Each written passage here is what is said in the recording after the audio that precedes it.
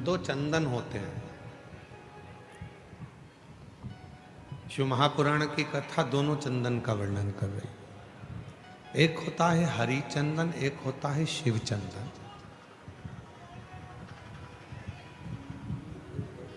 और दोनों चंदन बहुत कठिनता से नहीं बनते। पूर्ण समर्पण के साथ में ये दोनों चंदन का निर्माण होता है। हरि चंदन तुलसी अपने आंगन में रहती है। तुलसी का पौधा जब सूख जाता है तो तुलसी की जो लकड़ी होती है उसको घिसकर पानी में भगवान को लगाया जाता है। वो चंदन हरि चंदन कहलाता है। और कोई बेलपत्र का वृक्ष जब सूख जाता है और उसकी जो लकड़ी होती है उस लकड़ी को घिसकर जो चंदन बनाया जाता है और शिव को लगाया जाता है उसको शिव चंदन कहते हैं। और दोनों चंदन अपना अपना कार्य करते हैं।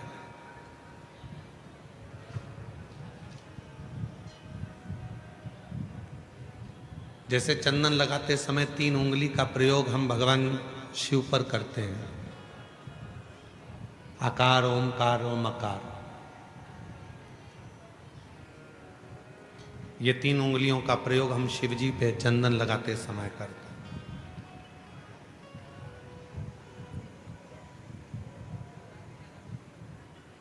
शिव चंदन एक ऐसा चंदन, जब कोई बेलपत्र की लकड़ी, कोई बेलपत्र का पेड़ जब सूखता है तो उसकी छोटे से लकड़ी को हम अपने घर में रखकर उसको घिसकर शिव जी को इन 3 उंगलियों से चंदन को लगाते हैं।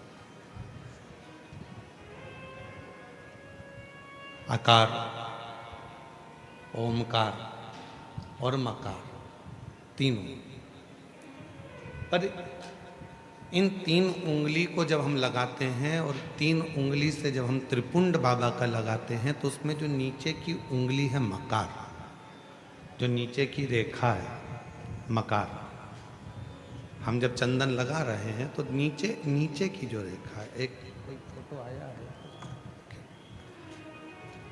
जैसे ये 3 उंगली से ये चंदन लगा, आकार, ओमकार और ये मकार।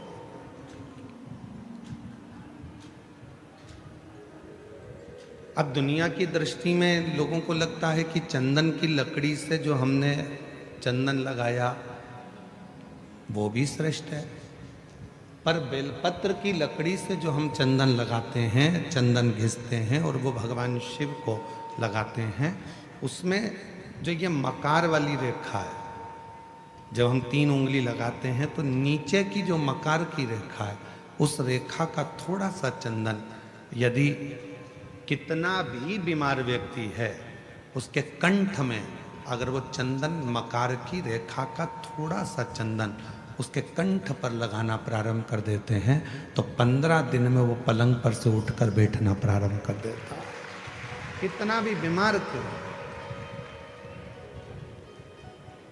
आकार, ओमकार और मकार, 3 रेखाएं हम चंदन की खींचते हैं। जैसे इसमें 3 रेखा खींची, 3 रेखा। एक हरी चंदन है जो तुलसी की लकड़ी को घिसकर, जब तुलसी सूख जाती है, तुलसी जब सूख जाती है तो उसकी लकड़ी को घिसकर तैयार करा जाता है, उसको हरी चंदन कहते हैं। और वो हरि चंदन भगवान नारायण को, शालिग्राम भगवान को, भगवान नारायण को, भगवान विष्णु को वो हरि चंदन लगाया।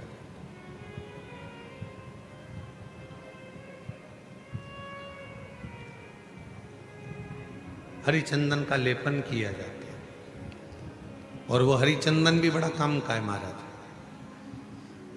जब शालिग्राम भगवान को हरि चंदन लगाते हैं, हरि चंदन का लेपन करते हैं या एक बिंदी भी हरि चंदन की लगाते हैं, और यदि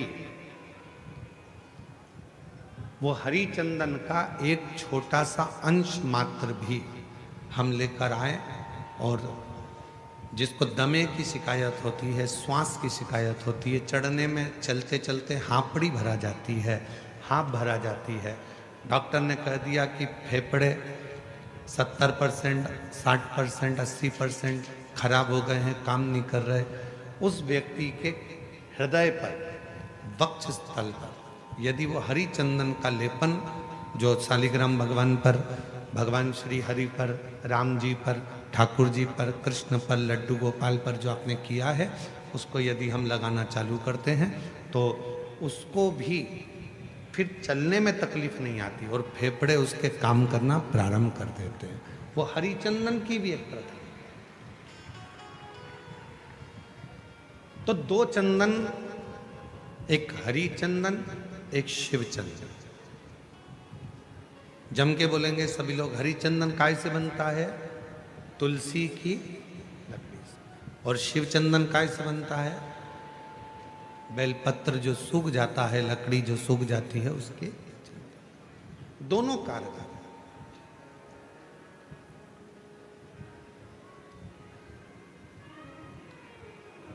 और तेरी पूजन को भगवान बना मन मंदिर,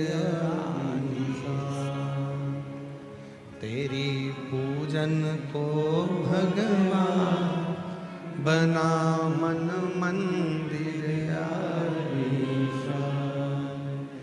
घिस घिस चंदन तुझे लगाऊं, नित नित तुझको रोज मनाऊं, घिस घिस चंदन तुझे लगाऊं। हे भगवान, नित्य तेरे को मैं मनाऊं, घिस घिस चंदन रोज लगाऊं, नित नित भोला तुझे मनाऊं, घिस घिस चंदन रोज लगाऊं, नित नित भोला तुझे मनाऊं, तेरी पूजन को भगवान बना मन मंदिर, तेरी पूजन को भगवान बना मन मंदिर, बना मन मंदिर आलीसा, तेरी पूजन को भगवान बना मन मंदिर आलीसा, तेरी पूजन को भगवान। नित्य पूजन का एक फल। भगवान शंकर एक ऐसे देव अधिदेव महादेव, भगवान शिव ऐसे हैं कि उनको मान और अपमान से कोई फर्क नहीं पड़ता। कौन है? इंद्रदेव ने भगवान शंकर का अपमान करा, चंद्रदेव ने भगवान शंकर का अपमान करा, भगवान ब्रह्मा जी ने शंकर भगवान का अपमान करा। कितने देवताओं की लिस्ट है जिन्होंने अपमान करा, पर शंकर जी उस अपमान से कभी मन में क्षुब्धता नहीं लाए। तो भी कितना भी अपमान करा तो भी शंकर देवों के भी देव, महादेव कहलाते रहे। वो छोटे नहीं हो। किसी के मान से या अपमान से कोई ऊंचा नीचा नहीं हो जाता।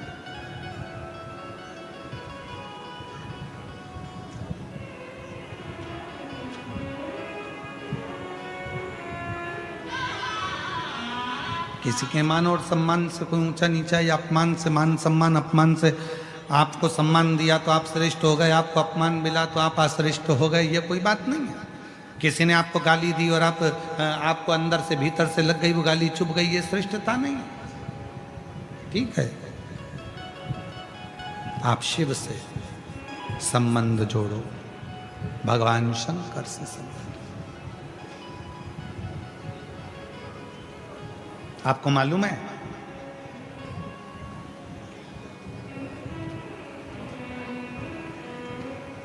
शिव जी को धतूरा क्यों चढ़ाया जाता है?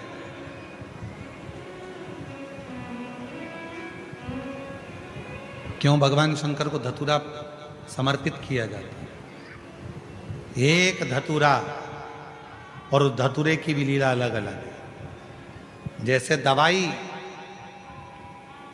कोई कोई दवाई ऐसी रहती है उसको शहद के साथ में, जब आयुर्वेदिक दवाई है तो उसको शहद के साथ में घोल कर चाटा जाता है। कोई कोई दवाई ऐसी रहती है उसको कुनकुने पानी से लिया जाता है। कोई कोई दवाई ऐसी रहती है उसको दूध से लिया जाता है। कोई कोई दवाई ऐसी रहती है कि उसको गुड़ के साथ लिया जाता है। कोई कोई दवाई ऐसी रहती है कि डायरेक्ट उसको मुख में रखा जाता है। कोई कोई दवाई ऐसी रहती है कि उसको गर्म पानी से लेते हैं। कोई दवाई ऐसी रहती है उसको ठंडे पानी से लेते हैं। धतूरे का भी एक नियम है, धतूरे का भी एक नियम है।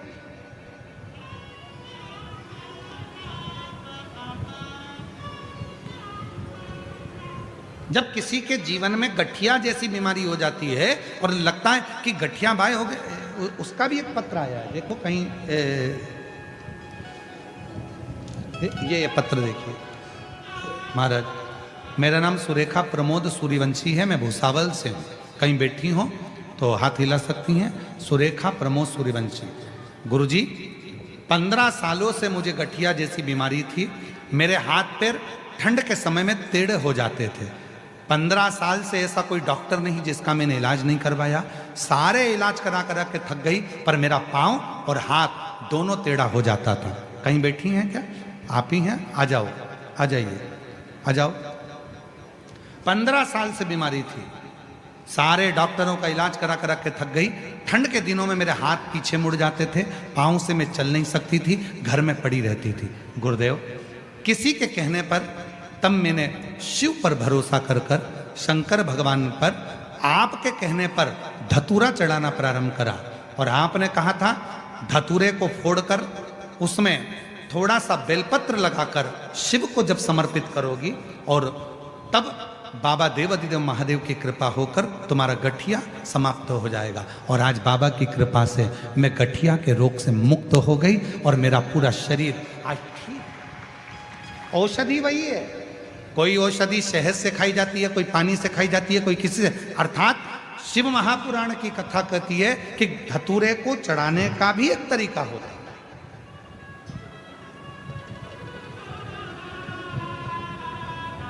धतूरे को चढ़ाने,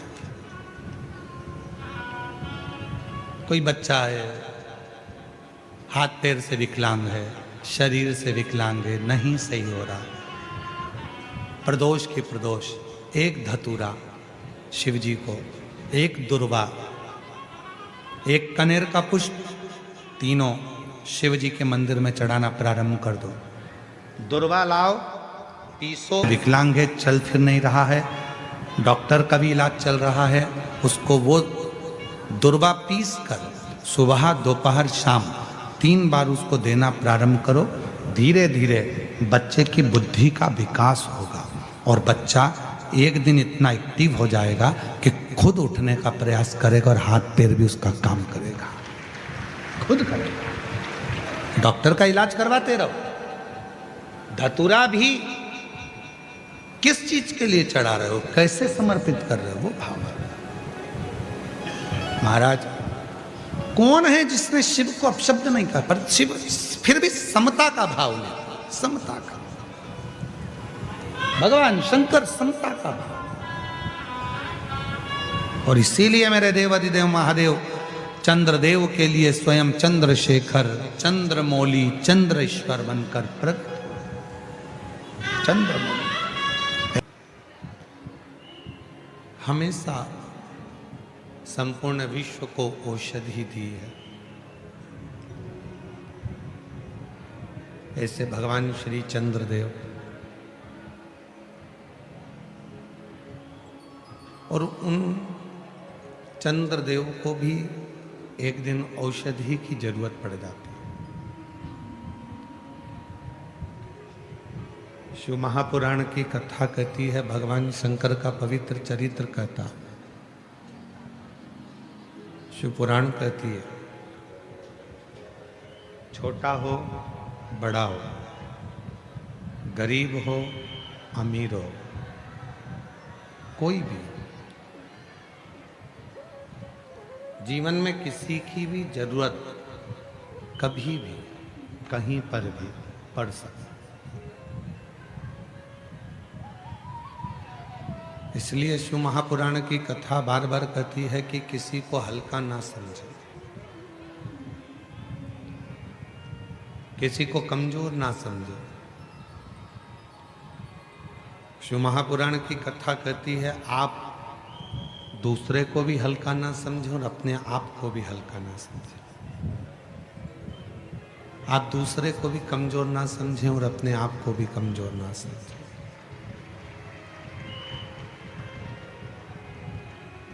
जीवन का कोई भरोसा नहीं।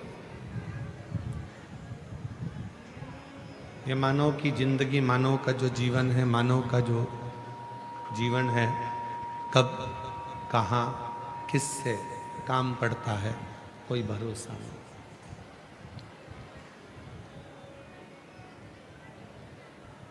और तेरी कृपा बिना ना हिले एक भी अणु, लेते हैं श्वास तेरी कृपा से तनु तनु।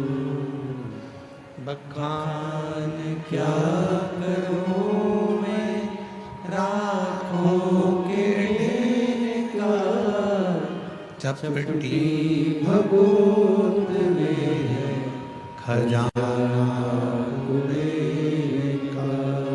हे गंगाधर मुक्ति द्वार ओमकार तू, भोले ओमकार तू। आयो शरण तिहारी शंभु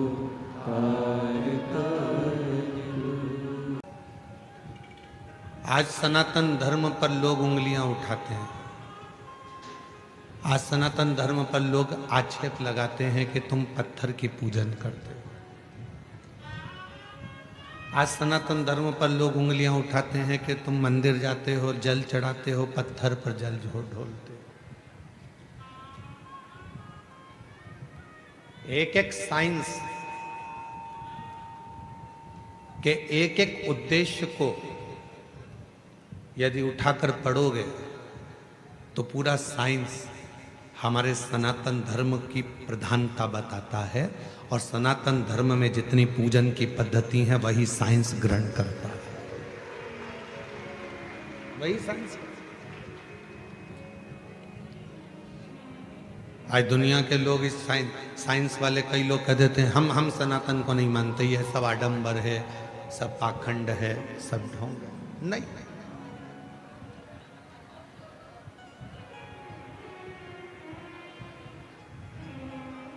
एक समय ऐसा भी आता है डॉक्टर पूरा इलाज करता है, सारी दवाइयां देता है, सब कुछ करता है, और आखिरी में डॉक्टर भी कह देता है कि मैं पूरी कोशिश कर रहा हूं, अब उसके हाथ में। मतलब डॉक्टर को भी मालूम है कि एक डॉक्टर और बैठा है, वो काल अधिपति महाकाल कहीं ना कहीं बैठकर इस कार्य को कर रहा है। एक और बैठा, कोई संभालने वाला एक और बैठा है।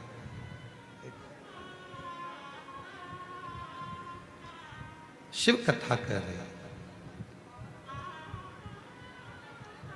कल कथा में कहा था कि दुनिया में किसी की सामर्थ्यता नहीं है कि कोई तुम्हारा बुरा कर दे। अपना बुरा हम खुद कर रहे हैं, कोई दूसरा बुरा नहीं कर सकता।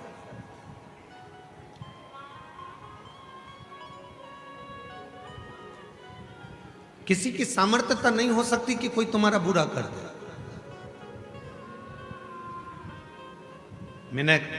हमने अपनी व्यासपीठ ने भी कई बार देखा है, कई माताएं बहुत परेशान हो जाती हैं तो घर में झगड़ा करते करते, जब सास से झगड़ा होता है, ननद से झगड़ा होता है, परिवार में झगड़ा होता है, तो वो झगड़े में कह देती है ऐसी जिंदगी मेरी भगवान ना जाने क्यों पैदा कर दिया, मुझे तो भगवान मार दे तो अच्छा। मतलब तू अपने आप को कोस रही है, और दिन भर में एक बार सरस्वती मुख से निकलती है तो हो सकता है कि वो तेरा बुरा होना उसी दिन से चालू हो गया।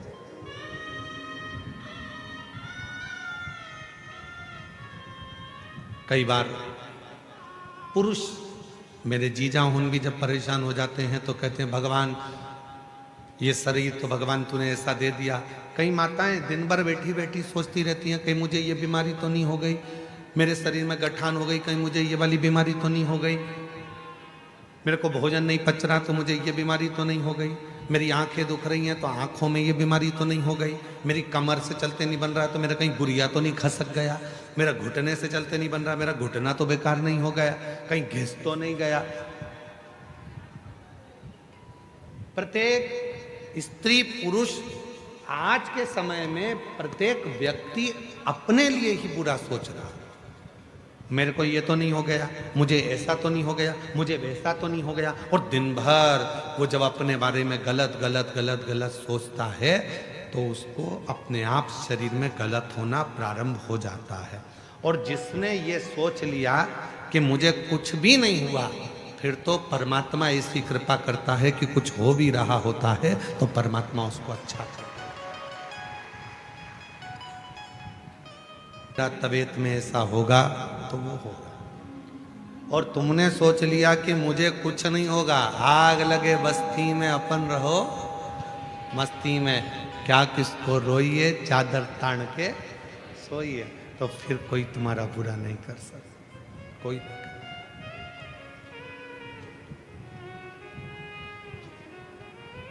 चंद्रदेव की कथा चल रही है।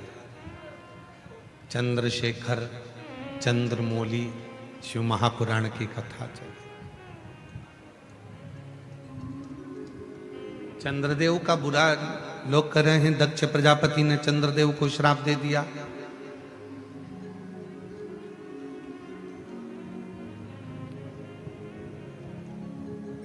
चंद्रदेव को काया का रोग हो गया, चंद्रदेव की काया खराब होने लगी। लोग कर, पर चंद्रमा को यदि दक्ष प्रजापति का श्राप लगा है तो इसमें गलती किसकी है? चंद्रमा की। 27 कन्याओं के साथ में विवाह हुआ है। 27 कन्याओं को एक दृष्टि से देखना चाहिए, एक दृष्टि। पर चंद्रमा केवल एक रोहिणी को सबसे ज्यादा प्यार करते हैं, प्रेम करते हैं, बाकी के 26 पत्नियों पर ध्यान तक नहीं देते। तो गलती खुद की है, श्राप तो लगेगा। कितना सुंदर प्रसंग आता है, इस प्रसंग पर थोड़ा ध्यान दीजिएगा। एक घर के अंदर 4 भाई रह रहे हैं, चारों भाई कमा रहे हैं, व्यापार भी एक ही है, कमा के भी चारों भाई एक ही जगह पर ला रहे हैं। 4 देवरानी जेठानी उस घर के अंदर रहती हैं। थोड़ा ध्यान देना, बहुत सावधानी से इस कथा का स्मरण करिएगा।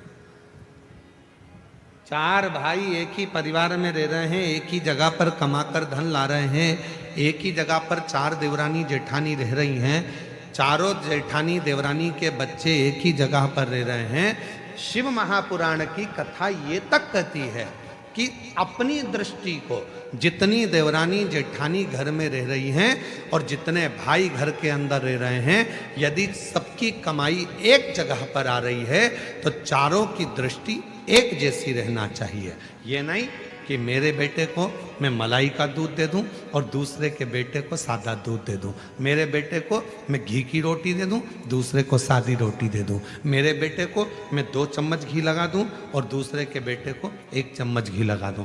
जिसकी दृष्टि में जो अपने बच्चों के प्रति प्रेम कर कर दूसरे के बच्चों के प्रति बैर उत्पन्न करना प्रारंभ कर देता है, उसके घर के बच्चों की जिंदगी अपने आप बर्बाद होना प्रारंभ हो जाती है। कोई उसको दूसरा बर्बाद नहीं करता।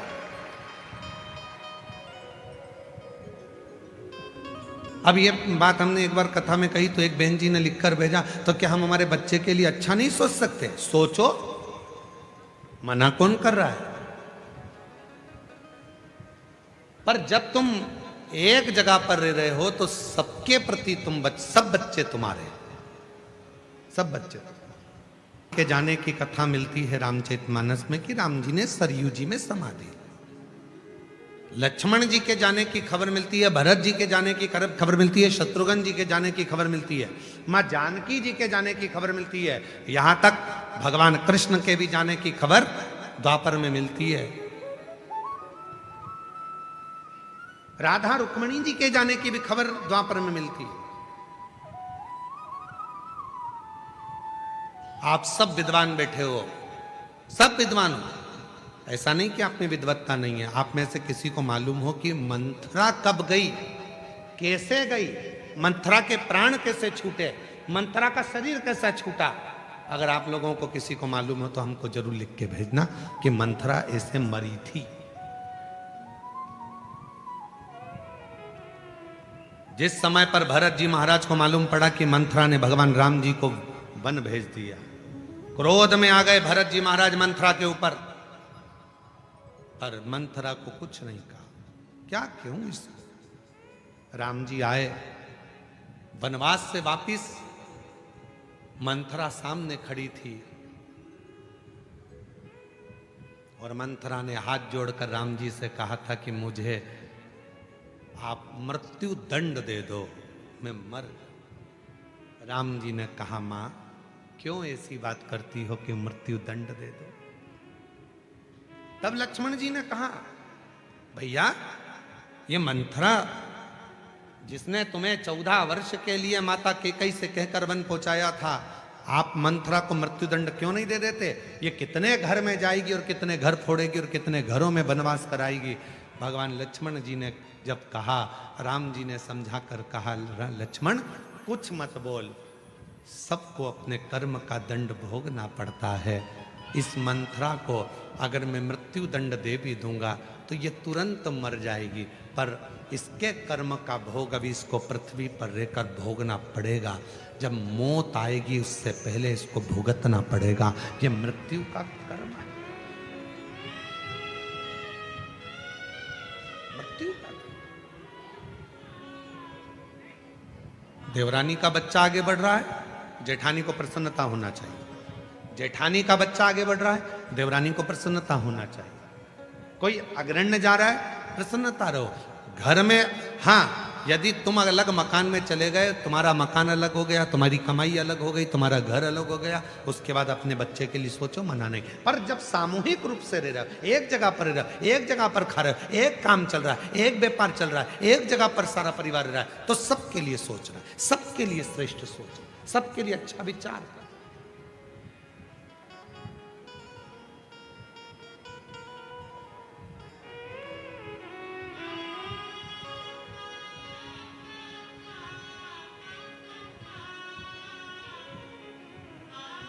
सबके लिए एक स्नेह, सबके लिए एक प्रेम।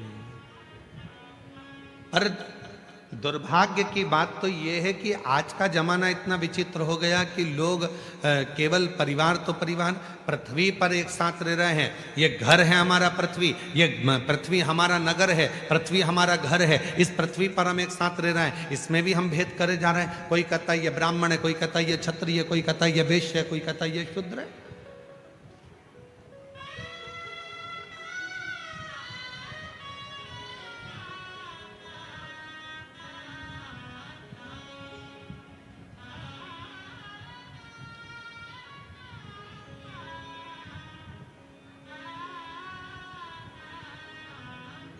पर ऐसा कौन सा मनुष्य संसार में पैदा नहीं हुआ जिसको भगवान ने ब्राह्मण, क्षत्रिय, वैश्य, शूद्र बनाकर पैदा ही नहीं करा?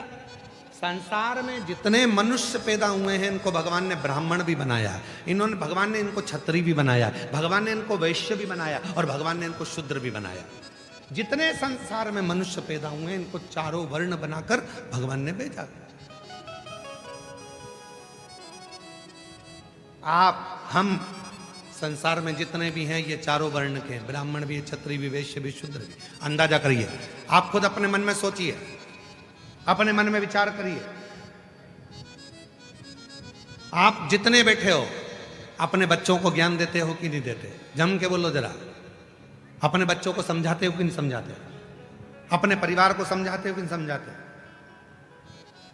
जब कोई व्यक्ति परिवार को, कुटुंब को, नातों को, रिश्तों को, अपनों को समझाता है, ज्ञान देता है, तो वो ब्राह्मण की पत्नी पर। फिर जब गुस्सा आता है, झगड़ा करने जाते हो, क्षत्रिय बन जाते हो। जब अपने घर का पालन करते हो, पोषण करते हो, कमाने जाते हो, तो वैश्य बन जाते हो। और जब अपने ही शरीर को साफ करते हो, अपने ही शरीर को धोते हो, तो शूद्र भी बन जाते हो। प्रत्येक मनुष्य संसार का ब्राह्मण भी है, क्षत्रिय भी है, वैश्य भी है, शूद्र भी है। प्रत्येक मनुष्य। अब उसमें भेद क्या करना, क्यों सोचना?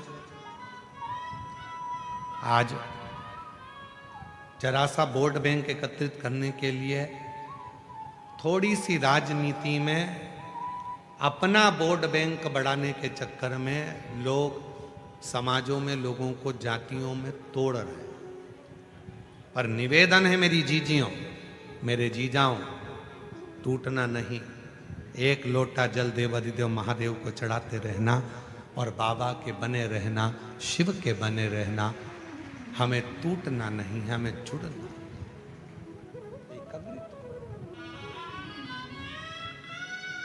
कौन पूछा तुमसे? एक मंडप के नीचे, एक पंडाल के अंदर बैठे, आप में से कोई ब्राह्मण होगा, आप में से कोई क्षत्रिय होगा, आप में से कोई वैश्य होगा, आप में से कोई शूद्र होगा। एक मंडप के अंदर बैठे, कोई किसी से नहीं पूछता कि तुम कौन हो। पानी पिलाने वाला नहीं पूछेगा, भोजन कराने वाला नहीं पूछेगा। भोजन के मंडप में जाना और जहां पर ये भुसावल की समिति भोजन करा रही है, वहां जाकर आप भोजन करना। कोई नहीं पूछेगा कि आप ब्राह्मण हो, क्षत्रिय हो, वैश्य हो, शूद्र हो। वहां तो ये एक बात पूछेंगे, कथा में आयो, कथा सुनने आए, शिव जी के भक्त हो। वहां पर केवल एक आवाज निकलेगी, श्री शिवाय नमस्ते। वहां ये नहीं पूछा जाएगा कि कौन ब्राह्मण, कौन क्षत्रिय, कौन वैश्य, कौन शूद्र। वहां तो ये पूछा जाएगा, आप भूखा? भूखे को भोजन, प्यासे को पानी, जय बाबा बत्ता। वहां तो केवल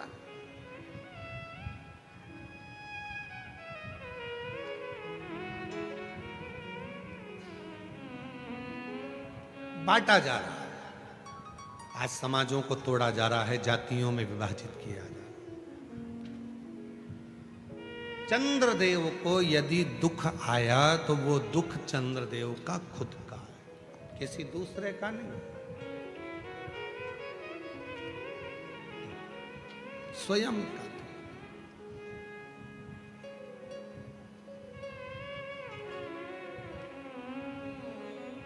अब देखिए चंद्रदेव ने दुख कैसे प्राप्त करा, जरा ध्यान देना इस कथा पर। चंद्रशेखर चंद्रमौली शिव पुराण भुसावल में चल रही है, ध्यान दीजिए। दुख कैसे प्राप्त करा चंद्रदेव ने? देवताओं की सभा लगी थी,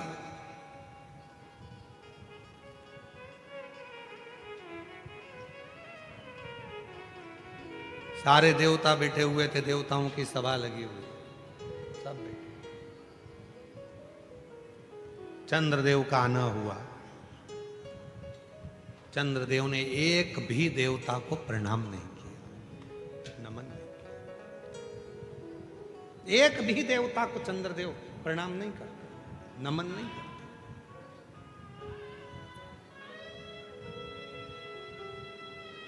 चंद्रदेव को भगवान विष्णु को प्रणाम करना था, ब्रह्मा जी को प्रणाम करना था, इंद्र को प्रणाम करना था, पर चंद्रदेव ने एक भी देवता। और तो और थोड़ी देर बाद देवाधिदेव महादेव आकर बैठे तो चंद्रदेव, सारे देवता उठकर खड़े हो गए। भगवान विष्णु भी, महादेव आए तो उठकर खड़े हो गए, भगवान ब्रह्मा भी उठकर खड़े हो गए, सब उठे, सबने। इंद्र भी उठे, ब्रह्मा भी उठे, विष्णु भी उठे, पर चंद्रदेव ने अपना सिंहासन नहीं छोड़ा। किस लिए? क्योंकि चंद्रदेव को जितने भी लोग मिलते थे वो कहते थे बड़ा सुंदर है चंद्रदेव, बड़ा विद्वान है चंद्रदेव, चंद्रदेव औषधि का देवता है, चंद्रदेव बड़ा सुंदर है, चंद्रदेव बड़ा सुंदर है। अब कौन समझाए कि ज्यादा बड़ाई होती है तो वो बड़ाई जब ज्यादा होने लगती है तो व्यक्ति के अंदर एक अभिमान प्रकट होने लगता है, अभिमान।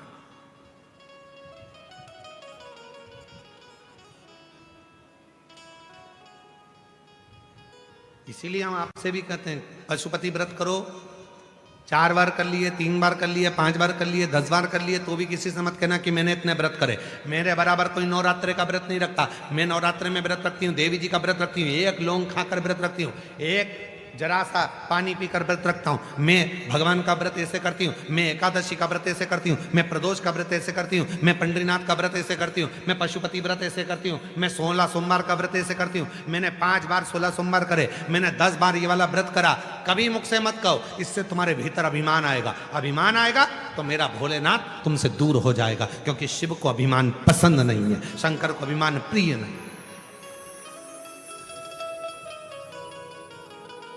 कभी मत कहो कि मैंने इतना व्रत करा, मैंने इतनी साधना करी, मैंने इतना तप करा, मैंने इतना यज्ञ करा, मैंने इतना अनुष्ठान करा। कभी नहीं।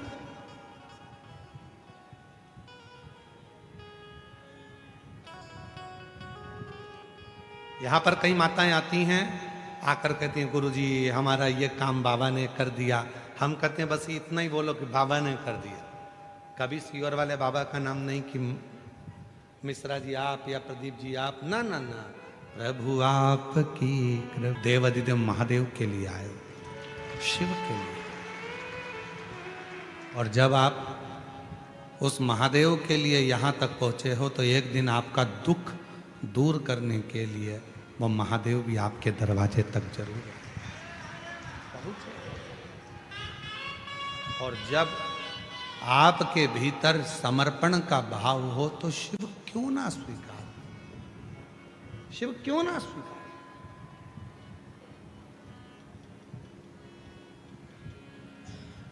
चंद्रदेव, देवाधिदेव महादेव का आगमन हुआ पर चंद्रदेव खड़े नहीं हुए, शिव स्वीकार। शंकर का जो भक्त होता है वो मान अपमान दोनों को सम समझता।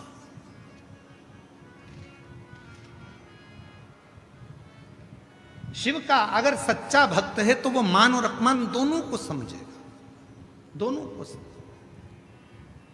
कई कई माताएं कहती हैं हमारे रिश्तेदार क्या गए थे, उन्होंने हमारा आदर नहीं करा, सम्मान नहीं करा। नहीं करा, नहीं करा। तुम शंकर जी की भक्त होना, शिव जी को एक लोटा जल चढ़ाती होना, तो क्या सोचना शंकर भगवान का इतना अपमान हुआ तो शिव जी ने क्या स्वीकारा।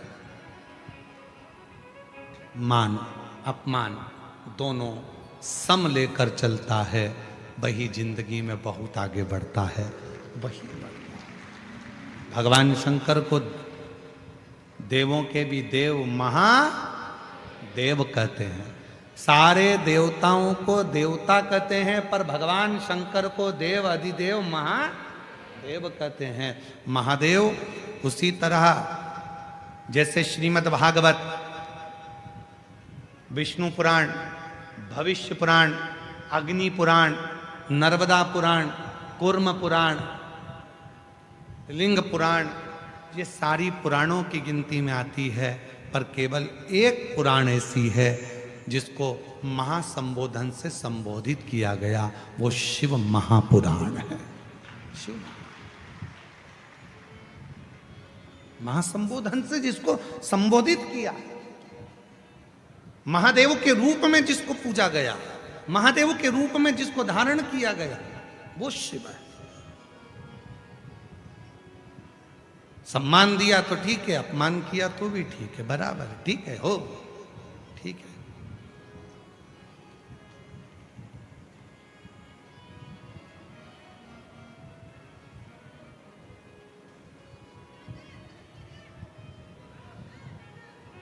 वो हमारे दीनानाथ जी एक वो लाइन गुनगुनाते हैं ना,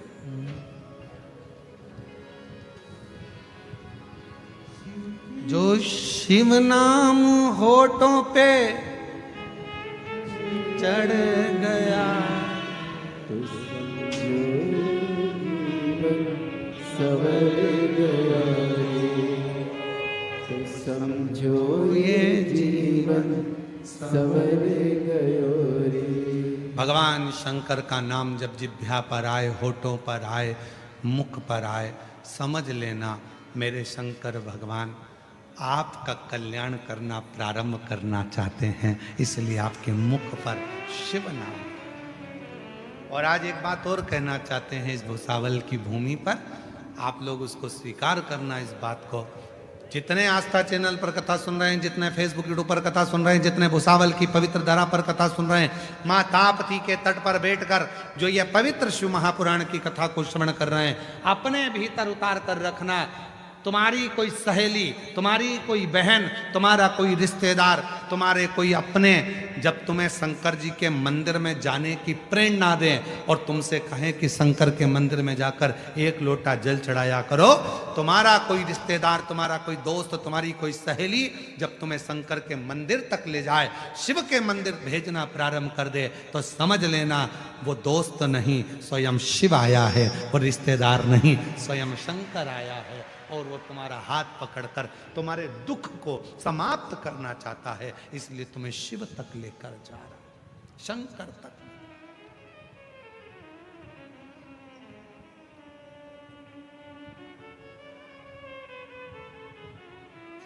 वो आपको शिव तक लेकर जा रहा है, शिव तक भेज रहा है,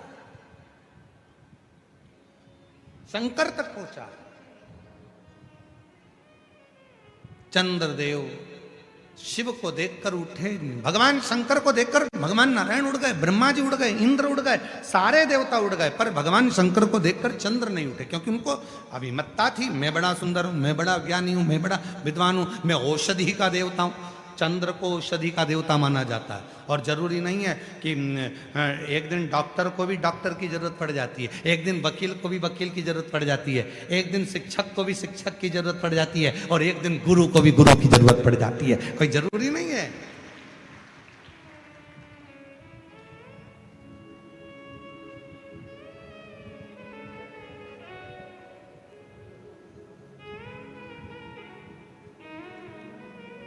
चंद्रदेव औषधि के देवता हैं, और जब बीमार पड़े, दक्ष प्रजापति ने श्राप दिया, पूरा शरीर गलने लगा, तो उनकी औषधि काम क्यों नहीं हुई? फिर क्यों शंकर जी के पास गए? कभी कभी डॉक्टर को भी डॉक्टर के पास जाना पड़ता है, कोई जरूरी नहीं कि हमारे को ही सब आता है तो नहीं ना। अपने अंदर ये अभिमान भी मत लाओ कि मेरे को ही सब आता है, ना ना ना, सबको आता है, इसलिए आप सब विद्वान हैं। संसार में कोई ऐसा नहीं है कि जो विद्वान नहीं, सब विद्वान। तुम्हारी धर्म पत्नी को सब्जी अच्छी बनाना आती है तो तुम्हारी मम्मी को दाल अच्छी बनाना आती है। तुम्हारी सास अगर मक्का की रोटी, ज्वार की रोटी अच्छी बना लेती है तो तुम्हारी मम्मी भी कोई ना कोई रोटी अच्छी बना लेती है। सबको कुछ ना कुछ भगवान ने हुनर देकर पैदा करा है, ऐसा कोई नहीं है जिसको हुनर देकर पैदा नहीं करा। आप अपने आप में ये ना सोचेंगे मुझे सब कुछ आता है, ना ना ना, सब कुछ ना, ये तो उसकी कृपा है।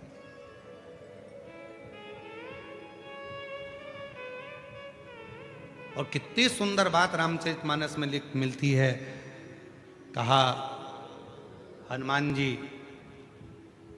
तुम्हारे पास में वो बल है कि पूरी सेना को तुम समुद्र के उस पार ले जा सकते हो, पूरी सेना।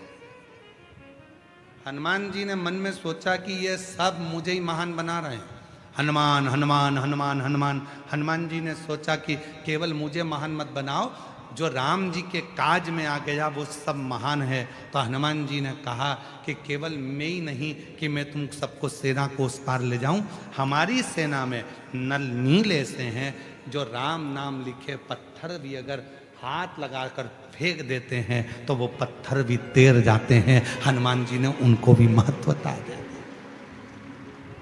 उनको भी महत्व। और कितने विद्वान थे हनुमान जी महाराज, जरा विचार करिएगा। हनुमान जी की विद्वत्ता पर थोड़ा ध्यान दीजिएगा कि हनुमान जी महाराज कितने विद्वान थे। राम राम लिखे पत्थर पानी में डाले जा रहे थे, पत्थर तैर कर समुद्र में उधर इधर सब जगह जा रहे थे। एक पत्थर उधर जा रहा, एक पत्थर उधर जा रहा, सारे पत्थर एक साथ आ ही नहीं रहे थे। तो पुल कैसे बने? राम जी ने मन में विचार करा, इस पुल को बनाने के लिए एक काम करना पड़ेगा। नल और नील को बिठाया, नल से कहा तू रा लिख, और नील से कहा तू मां लिख। रा का पत्थर पानी में फेंका और मां का पत्थर पानी में फेंका। रा का पत्थर और मां का पत्थर दोनों अपने आप एक दूसरे से चिपकते चले गए और पुल बनकर तैयार हो गया। और सारी सेना पार। अगर केवल राम लिख देते तो पत्थर इधर जाता उधर जाता उधर जाता उधर जाता, पर इन्होंने विद्वत्ता धारण करी। एक में रा लिखा, एक में माँ लिखा, दोनों को जुड़ गए, अपने आप जुड़ते जा रहे थे। राम राम राम राम फिक्स होते चले जा रहे थे। फिक्स, इधर रा इधर माँ, फिक्स रा माँ, फिक्स रा माँ, फिक्स, दोनों इकट्ठे होते गए, पुल बनकर तैयार हो गया। पहले राम राम लिखकर छोड़ रहे थे तो एक उधर जा रहा था, एक उधर जा, तो सब आपके हैं। और जब शरीर बेकार हुआ तो एक कमरे में पलंग पर पड़े रहोगे, अपने आप को कोसते रहोगे और रोते रहोगे, कोई तुम्हारा नहीं, कोई।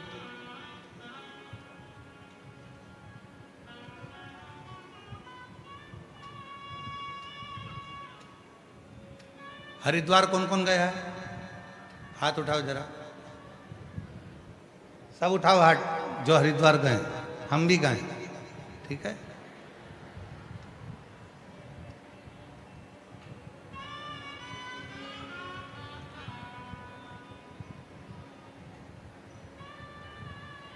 हरिद्वार का नाम हरिद्वार कैसे पड़ा? चलो जल्दी से उत्तर दो। हरिद्वार का नाम क्या था?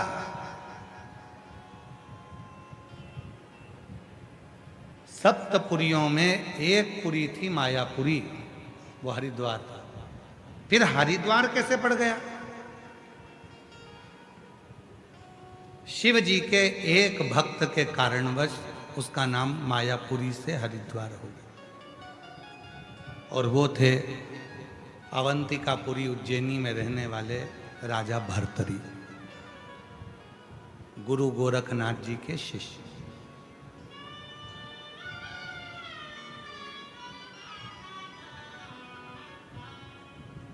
क्या नाम था उनका? राजा भर्तरी।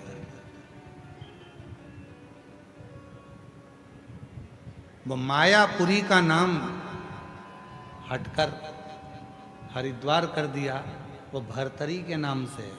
भर्तरी आखिरी में आता है हरि, उसी के नाम से वो हरि की पौड़ी हुई और उसी के नाम से हरिद्वार। सप्तपुरियों में से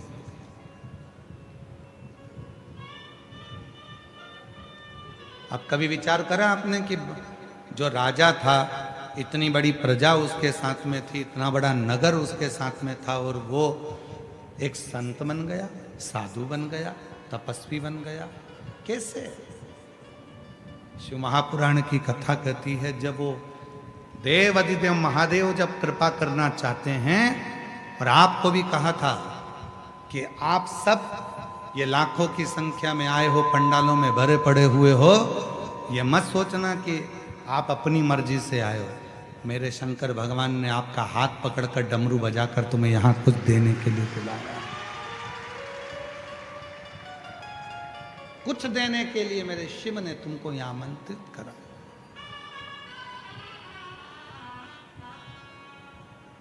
जब वो कृपा करता है तो कुछ ना कुछ ऐसी करुणा कर देता है जिससे आप उससे जुड़ जाएं। गुरु गोरखनाथ जी आए राजा भर्तरी के वहां। राजा भर्तरी ने उनकी धर्मपत्नी पिंगला ने खूब सेवा की, खूब। पिंगला भी बड़ी सुंदर थी, राजा भर्तरी की धर्मपत्नी अति सुंदर, और राजा भर्तरी भी सेवा वाला था और पिंगला भी सेवा वाली थी। एक दिन गुरु गोरखनाथ जी ने विचार करा कि ये राजा है तो बड़ा अच्छा, शिव जी का बड़ा साधक भी है, महाकाल की पूजन भी करता है, शंकर जी की सेवा भी करता है, शिव जी पे एक लोटा जल भी चढ़ाता है, शंकर का अनुमोदन भी करता है, हर हर महादेव भी करता है, शिव की साधना भी करता है, कावड़ भी भरता है, शंकर की उपासना भी करता है। पर ये राजा राज्य के लायक नहीं, ये राजा तो स्वयं शिव के लायक, भगवान शंकर की शरणागति के लायक। पूछा राजा भर्तरी ने, क्या बात है, क्या हुआ? महाराज, मेरे पास में एक ऐसा फल है जिसको आप खाएंगे जवान हो जाएंगे, कभी जिंदगी में बूढ़े नहीं होंगे। राजा का ध्यान गया, कहीं ये वही फल तो नहीं है। राजा ने कहा तो तुम मुझे फल क्यों देना चाहती हो? क्योंकि आप राज्य चलाते हो, राज्य का राजा जवान होगा तो प्रजा भी सुखी रहेगी, आप ये फल मुझसे ले लो। राजा ने कहा जरा फल तो दिखाओ। नर्तकी वेश्या ने अपनी झोली में से, पल्लू में से फल निकालकर जो राजा को दिया, राजा पहचान गया ये तो वही फल है जो मैंने अपनी धर्म पत्नी पिंगला को दिया था। पिंगला पास में बैठी थी। राजा ने पिंगला को उठाकर पूछा, ये फल तो मैंने आपको दिया था पिंगला। पिंगला कहती है, मैं आपके दरवाजे पर जो द्वारपाल है ना, उससे बहुत प्रेम करती हूं, मैंने फल उसको दिया। द्वारपाल को बुलाया, जब पिंगला ने तुझे फल दिया था तो तूने क्यों नहीं खाया? पिंगला तुझे इतना प्रेम करती है, तू पिंगला को प्रेम करता है? द्वारपाल कहता नहीं, मैं पिंगला को प्रेम नहीं करता, मैं तो ये नर्तकी जो नाचती है ना वेश्या, इससे प्रेम करता था, इसलिए मैंने फल इसको दिया था। हाथ जोड़ लिए वेश्या के राजा भर्तरी, और हाथ जोड़कर राजा भर्तरी ने उस नर्तकी वेश्या से कहा, धन्य है आप जो आप अपने राज्य के राजा को युवान देखना चाहती हो, स्वस्थ देखना चाहती हो। राजा ने वो फल वापिस गुरु गोरखनाथ जी को दे दिया और हाथ जोड़कर कहा कि अब संसार मुझे अच्छा नहीं लगता। जिससे प्रेम था, जिसके लिए मैं राज्य संभाल रहा था, वही मेरा नहीं हुआ तो फिर दुनिया मेरी क्या हो? सब छोड़ा, पूरा राज्य छोड़ दिया राजा भर्तरी ने। और अवंतिकापुरी में राजा भर्तरी एक गुफा में बैठकर तप करते रहे। जब आखिरी का समय राजा भर्तरी का आया, तब पहुंच गए अवंतिकापुरी से मायापुरी। मायापुरी की एक गुफा में बैठकर राजा भर्तरी तप करते थे और गंगा मैया उछाले लेती थी। राजा विक्रमादित्य को मालूम पड़ा कि मेरे भाई राजा भर्तरी एक गुफा में बैठकर तप करते हैं और उस गुफा से उतरकर गंगा का स्नान करने जाते हैं, तो उन्होंने उस गुफा से लेकर गंगा के तट तक सीढ़ियां बनवा दी, पौड़ियां बनवा दी। वो पौड़ियों का नाम था भर्तरी की पौड़ी, तो उसका नाम हो गया हरि की पौड़ी। और बाद में वो मायापुरी शिव के गुरु गोरखनाथ जी के वो भक्त भर्तरी के नाम से वो मायापुरी का नाम हरिद्वार हो गया। भर्तरी हरि हरि हरि पीछे का जो शब्द था वो मायापुरी से जुड़ गया। वो माया दुनिया के लोगों को लगता है कि हम शिव जी को जल चढ़ाते हैं तो शंकर का स्मरण होता। ना ना ना,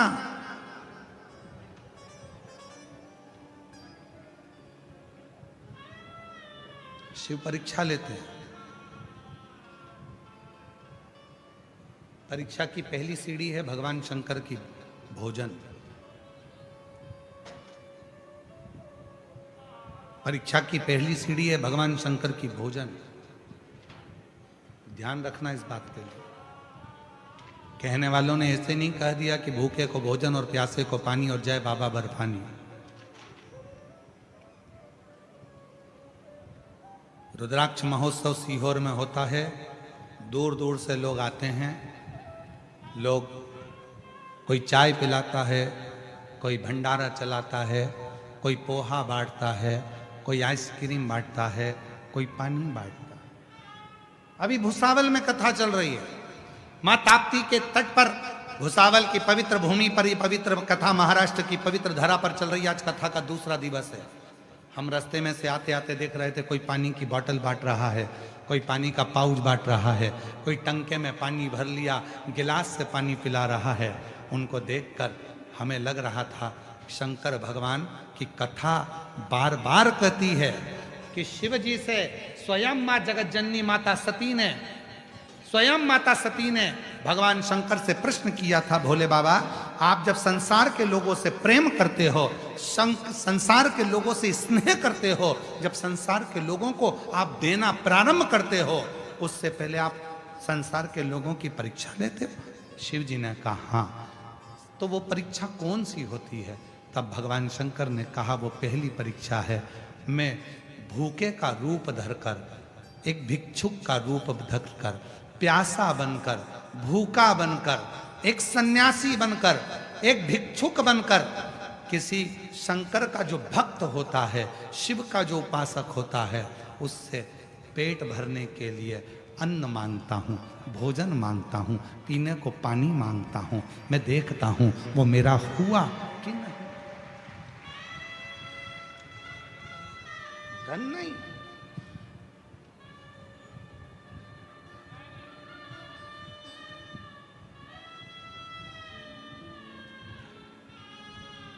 श्रेष्ठ सन्यासी, सच्चा संत, सच्चा